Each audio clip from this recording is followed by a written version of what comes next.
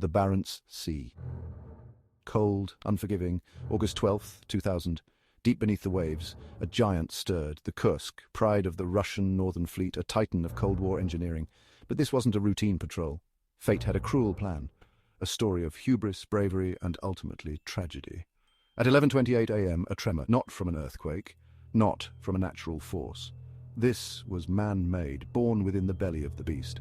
A catastrophic explosion ripped through the Kursk's forward compartments. 23 souls perished instantly in a hellish inferno. The world held its breath. A chilling silence followed the blast. The Kursk, mortally wounded, plunged to the seabed 354 feet below. 118 lives remained, clinging to hope in the cold, dark abyss. A desperate struggle for survival had begun. The K-141 Kursk, an Oscar II-class submarine, a nuclear-powered behemoth bristling with weapons. Launched in 1994, she was the pinnacle of Soviet and later Russian naval engineering. Her mission, a show of force, a reminder of Russia's resurgent might. On board, 118 men, fathers, sons, brothers, the best of the best. Highly trained, deeply patriotic. They were conducting exercises simulating combat conditions. A routine operation, or so they thought. The exercise involved a new type of torpedo, the HTP-powered kit. It was a powerful but volatile weapon. Rumors circulated about its safety, whispers dismissed by a Navy eager to prove itself. This was a fatal error.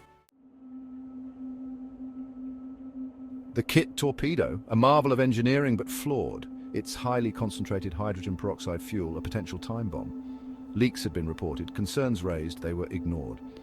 The official inquiry pointed to a faulty weld in the torpedo casing. Hydrogen peroxide leaked, reacted with a catalyst, causing a fire. The fire spread, reaching the warhead. The initial explosion, registering 2.2 on the Richter scale, tore a gaping hole in the Kursk's bow. A second, more powerful blast followed. The remaining torpedoes in the compartment detonated. The force, equivalent to 3 to 7 tons of TNT, obliterated the front of the submarine. Section 4. A race against time, a losing battle. News of the disaster spread slowly. The Russian Navy, initially tight-lipped, downplayed the incident. Hours turned into days. Hope dwindled with each passing moment. The world watched, prayed as a rescue operation hampered by bureaucracy and denial struggled to gain traction. The Norwegian and British governments offered assistance. Their deep-sea rescue vehicles, the only ones capable of reaching the Kursk, were initially refused. National pride trumped common sense. Finally, after days of agonizing delays, the Russians relented. It was too late. Divers finally reached the stricken submarine on August 21st. Hope turned to despair. The entire crew had perished. The rescue mission became a recovery operation. Section 5. Echoes in the Deep. The Kursk disaster sent shockwaves around the world. It exposed the shortcomings of the Russian Navy, its outdated equipment, and its culture of secrecy. For the families of the 118 men lost, it was a tragedy beyond measure.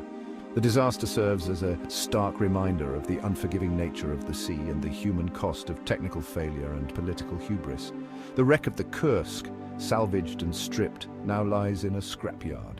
But the memories of those lost in the icy depths of the Barents Sea live on. Their sacrifice, a somber reminder of the fragility of life and the enduring power of hope, even in the face of unimaginable tragedy.